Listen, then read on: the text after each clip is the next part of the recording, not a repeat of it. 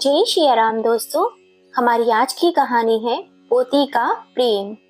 आकांक्षा अपनी दादी की बहुत ही लाडली और प्यारी पोती है। आकांक्षा अपने मम्मी पापा से ज्यादा अपनी दादी से प्यार करती है। आकांक्षा केवल अभी 15 साल की थी। एक दिन जब वह स्कूल से घर लौटकर आई तो उसको दादी कहीं दिखाई नहीं दी। उसने पूरा घर देख लिया लेकिन दादी कहीं नहीं मिली। आकांक्षा ने अपनी माँ ममता से पूछा, माँ, दादी कहाँ है? कहीं दिखाई क्यों नहीं दे रही हैं? ममता ने आकांक्षा को गार्डन में बिठाकर कहा, आकांक्षा बेटा, दादी का यहाँ मन नहीं लग रहा था, इसलिए वे अपने गांव चाचा जी के पास चली गई हैं। आकांक्षा उदास होकर अपनी माँ से बोली, माँ, आपने दादी को क्यों नहीं रोका? मुझे उनकी बहुत याद आएगी। आप जानती हैं ना, मुझे दादी के बिना बिल्कुल भी अच्छा नहीं लगता। जब तक दादी से रात को कहानी न सुन लूं, मुझे नींद नहीं आती। अच्छा ये बताओ, दादी कब तक वापस आएंगी? आकांक्षा के सर पर उसकी माँ ने हाथ फेरते हुए कहा, बेटा, जब तुम्हारी दादी का दिल करेगा तब वे वापस लौट आएंगी। अब तुम जाओ, हाथ मुंह धोकर खाना खा लो। आकांक्षा के पिता अशोक एक डॉक्टर हैं और अच्छे खासे पैसे कमाते हैं। शाम को जब वे अपनी ड्यूटी खत्म कर कर घर वापस आए तो आकांक्षा ने अपने पापा से दादी के बारे में पूछा। उसके पापा ने भी वही कहा जो उसकी माँ ने कहा था। आकांक्षा अपने पापा से बोली, पापा, आप मेरी दादी से फोन पर बात करा दो। मैं उनसे पूछती हूँ कि वे मुझे छोड़कर चाचा जी के पास क्यों चली गई। अब मैं किसके साथ सोऊंगी? कौन मुझे अपने हाथों से खाना खिलाएगा? पापा भी बच्ची को टालते हुए बोले, बेटा, दादी को यहाँ अच्छा नहीं लगता था, इसलिए वह गांव चली गई हैं। थोड़े दिन गांव में रहेंगी तो उनको भी अच्छा लगेगा। अब तुम ज्यादा मत सोचो, अपने स्कूल का होमवर्क करो और अपनी पढ़ाई पर ध्यान दो। दादी का जब भी मन करेगा वह वापस चली आएंगी। आकांक्षा जब भी दादी से बात करने के लिए कहती तो उसके मम्मी पापा कोई ना कोई बहाना बनाकर बात को टाल दिया करते थे। ऐसे ही 5 महीने बीत गए। एक दिन आकांक्षा के स्कूल वाले सभी विद्यार्थियों को ट्रिप पर आगरा लाल किला लेकर के गए। उस ट्रिप में आकांक्षा भी गई थी। लाल किला घूमने के बाद जब सभी बच्चे बस की तरफ वापस आ रहे थे तभी आकांक्षा की नजर एक पेड़ के नीचे बैठी औरत पर गई जिसकी शकल सूरत उसकी दादी से मिलती थी। वे फटे पुराने कपड़े पहने हुए थी और लोगों के आगे हाथ फैलाकर भीख मांग रही थी। आकांक्षा ने सोचा, उसकी दादी इस फटे हाल में क्यों होंगी? यह मेरी दादी नहीं हो सकती। नहीं, कोई और है। मम्मी पापा ने तो मुझसे कहा था कि दादी गांव में चाचा जी के पास हैं। आकांक्षा के मन में ढेरों प्रश्न चल रहे थे। वो एक बार जाकर सच जानना चाहती थी, वो उसकी दादी है या कोई और। धीरे धीरे आकांक्षा के कदम उस बूढ़ी औरत की ओर बढ़ने लगे। आकांक्षा उस बूढ़ी औरत के पास आकर खड़ी हो जाती है और पास जाकर उस बूढ़ी औरत को देखा तो उसकी आंखें फटी की फटी रह गईं।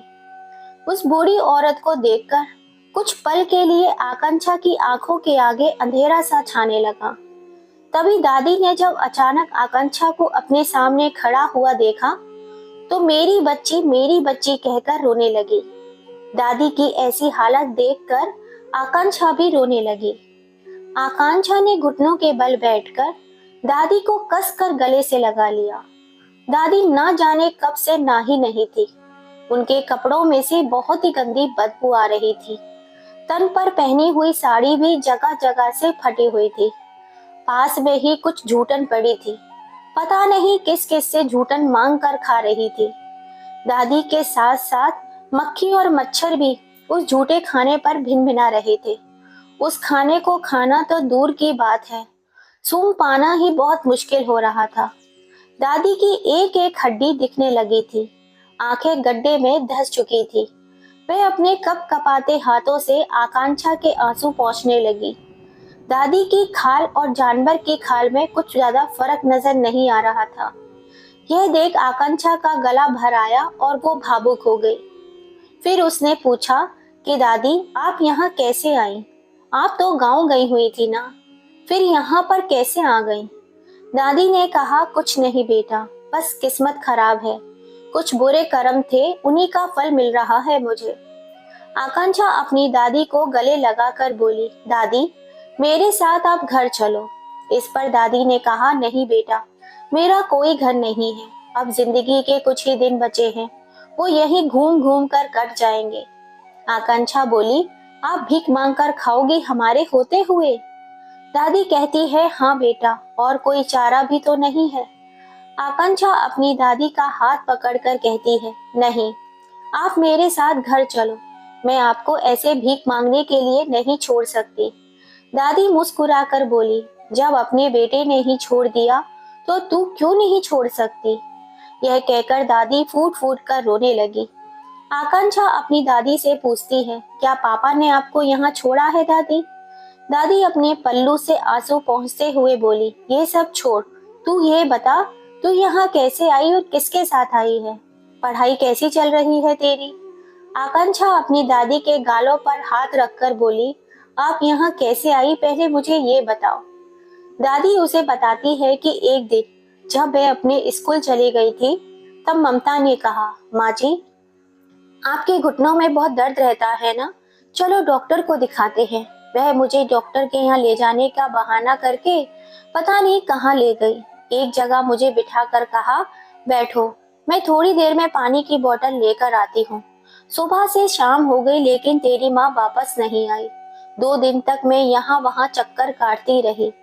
फिर एक दिन आगरा पढ़ाई के लिए एक लड़का जा रहा था। उसने मुझे खाना खिलाया और कहा, अम्मा मैं आपको आपके घर छोड़ देता हूँ, आप अपना पता बता दो। मैंने कहा, बेटा मेरा कोई घर नहीं है, तो मुझे किसी मंदिर तक छोड़ दो। अब वो मुझे यहाँ छोड़ गया, तब से ही मैं यहीं हूँ। आकांक्षा को आज अपने मम्मी पापा से घृणा हो रही थी, जिन्होंने उसकी दादी को मरने के लिए सड़क पर छोड़ दिया। इतने में आकांक्षा को ढूंढते हुए इसके सर आ गए, जिन्होंने उनकी सारी बातें सुनी। सर कहते हैं, कोई बात नहीं आकांक्षा, तुम्हारी दादी को मैं अपने पास रख लूंगा, परेशान मत हो। पर आकांक्षा बोली, नहीं सर, मेरी दादी मेरे साथ ही रहेगी। सर मुझे रास्ता नहीं पता, तो क्या मैं अपनी दादी को अपने साथ बस में ले जा सकती हूँ? सर ने कहा, हाँ क्यों नहीं, जरूर ले जा सकती हो। आकांक्षा ट्रिप से घर वापस आते हुए सोचती है कि अब तो पापा भी ऑफिस से आ गए होंगे।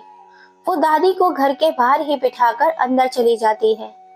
घर पहुंचते ही मम्मी ने पूछा, कैसा रहा ट्रिप? आकांक्षा ने कुछ नहीं कहा। फिर पापा कहते हैं, आकांक्षा बेटा, मम्मी कुछ पूछ रही है, बेटा कुछ जवाब तो दो। आकांक्षा ने तेज आवाज में कहा, क्यों क्यों दूं मैं आपको जवाब? कौन है दोनों आप दोनों मेरे? मम्मी पापा दोनों आश्चर्यचकित होकर आकांक्षा से पूछते हैं, क्या हुआ है बेटा, तू ऐसे क्यों बात कर रही हो? कुछ गलत पूछ लिया क्या मैंने? वो दोनों समझ नहीं पाते कि आकांक्षा ऐसा जवाब और ऐसा बर्ताव क्यों कर रही है। आकांक्षा फिर कहती है, यह घर किसके नाम पर है पापा? आकांक्षा के ऐसे बर्ताव से उसके पिता को गुस्सा आ गया और वो चिल्लाते हुए कहते हैं, क्या हो गया है तुम्हें? कैसी कैसी बातें कर रही हो? सब कुछ तुम्हारा ही तो है।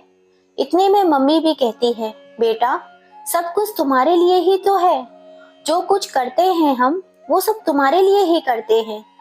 आकांक्षा ने कहा, दादी को बीच रास्ते में मरने के लिए छोड़ दिया, वह भी मेरे लिए ही किया था। यह सुनकर मम्मी की आंखें खुली की खुली रह गई। फिर आकांक्षा कहती है, आप मुझे पढ़ा लिखा कर योग्य बना दो, फिर मैं आप दोनों को खुद ही जाकर अनाथ आश्रम छोड़ आऊंगी। आकांक्षा की बातें सुनकर उसके पापा गुस्से में बोले, क्या बकवास कर रही हो? हम क्यों जाएंगे अनाथ आश्रम में? हमारा घर नहीं है क्या? इस पर आकांक्षा कहती है, घर तो दादी का भी था ना, जो आपने अपने नाम पर करा लिया और दादी को दर दर की ठोकरें खाने के लिए छोड़ दिया। पापा कहते हैं, पर बेटा दादी तो गांव गई थी। आकांक्षा गुस्से में कहती है, बस भी करो पापा, बस भी करो, और कितना झूठ बोलोगे? पापा कहते हैं, मैं क्या झूठ बोल रहा हूँ, तुम कहना क्या चाहती हो? आकांक्षा अपनी मम्मी की तरफ देखकर बोली, मम्मी दादी को अकेले अनजान जगह पर मरने के लिए छोड़ आई थी। क्या आपको पता नहीं? पापा कहते हैं क्या? मुझे तो ममता ने कहा था कि मम्मी का यहाँ मन नहीं लग रहा था, इसलिए वे गांव जा रही है चाचा जी के पास। आकांक्षा ने कहा तो पापा, आपने फोन करके एक बार भी ये जानने की कोशिश नहीं की कि दादी कहाँ है और कैसी है, किस हाल में है? इस पर पापा कहते हैं, बेटा गांव में फोन नहीं है, इसलिए मैं उनके बारे में नहीं पूछ पाया और ना ही तुम्हारी भी बात करवा पाया। वैसे तुमने अपनी दादी को कहाँ देखा? तुम्हें कैसे पता चला उनके बारे में? फिर वे अपनी पत्नी से पूछते हैं, ममता माँ कहाँ है? ममता गुस्से में कहती है, हाँ मैं ही दुश्मन हूँ ना तुम सबकी, मैं ही उन्हें छोड़कर आई थी। कितना खर्च था हर महीने उनकी दवाइयों का और उनके खाने का, तुम्हें कुछ अंदाजा भी है? पूरे घर का बजट बिगाड़ रखा था। मुझे लगा 68 साल की तो है, अब जीकर क्या करेंगी, इसलिए छोड़ आई उन्हें वहां पर। अशोक ने अपनी पत्नी को कस के एक झन्नाटेदार थप्पड़ मारा। तभी आकांक्षा बाहर बैठी अपनी दादी को हाथ पकड़कर अंदर ले आई, जहां अशोक अपनी पत्नी को हाथ पकड़कर घर से बाहर निकाल रहा होता है। तभी अपनी माँ को देखकर उनके पैरों में गिर जाता है। माँ, मुझे माफ कर दो, मैंने इसकी बातों पर विश्वास किया, यह मेरी सबसे बड़ी भूल थी, लेकिन अब ये यहाँ नहीं रहेगी। दादी अपने बेटे का हाथ पकड़ते हुए बोली, बेटा वो कहाँ जाएगी, उसे माफ कर दो, यह तुम्हारी धर्म पत्नी है। क्या मैंने तुम्हें यही संस्कार दिए हैं कि तुम अपनी पत्नी के संग ऐसा व्यवहार करो? बेटा इसने जो किया उसकी सजा उसे भगवान देंगे। और फिर आकांक्षा के बारे में भी तो सोचो। अशोक कहता है, माँ इसने आपको मारने के लिए छोड़ दिया और आप इस पर तरस खा रही हो। नहीं माँ, अब ये यहाँ नहीं रह सकती। तभी ममता अपनी सास के पैरों में गिर जाती है। मुझे माफ कर दो मम्मी जी, मुझसे बहुत बड़ी गलती हो गई, मैं आगे से कभी कुछ ऐसा नहीं करूंगी, अपनी माँ की तरह ही आपकी सेवा करूंगी, एक बार मुझे माफ कर दो। लेकिन अशोक नहीं मानता। फिर दादी कहती है, बेटा तू भी वही गलती कर रहा है जो इसने की थी, तुझमें और इसमें फिर फर्क ही क्या रह जाएगा, इसे छोड़ दे, मेरी परवरिश ऐसी नहीं है। ममता अपनी सास के आगे हाथ जोड़कर कहती है, मम्मी जी मुझे पता नहीं क्या हो गया था, बस आप एक बार मुझे माफ कर दो, मैं सच कहती हूँ पूरी तरह से बदल जाऊंगी। बहू तुम्हें अपनी गलती का एहसास हो गया, मेरे लिए यही बहुत बड़ी बात है। ध्यान रखना कि हम जैसा करते हैं हमारे बच्चे भी वैसा ही सीखते हैं। अपने माता पिता को तो सबको अच्छे लगते हैं, लेकिन पता नहीं क्यों बहुओं को अपने सास ससुर अच्छे नहीं लगते। तो दोस्तों, अपनी दादी का दुख देखकर आकांक्षा ने जो अपने माँ बाप के संग व्यवहार किया वो सही था या गलत, अपनी राय हमें कमेंट करके जरूर बताइएगा। और कहानी थोड़ी सी भी पसंद आई हो तो प्लीज इसे ज्यादा से ज्यादा अपनी फैमिली फ्रेंड में शेयर कीजिएगा। माँ बाप बुढ़ापे तक जिससे अपनी प्रॉपर्टी अपने पास रखें, कभी मरने से पहले अपनी प्रॉपर्टी अपने बच्चों के नाम ना करें, जिसके उनका जीवन सुरक्षित रहता है। दोस्तों, हमारी आज की कहानी पसंद आई हो तो प्लीज चैनल को लाइक एंड सब्सक्राइब जरूर कीजिएगा। फिर मिलेंगे आपसे ऐसे ही किसी कहानी के संग। जय श्री राम दोस्तों।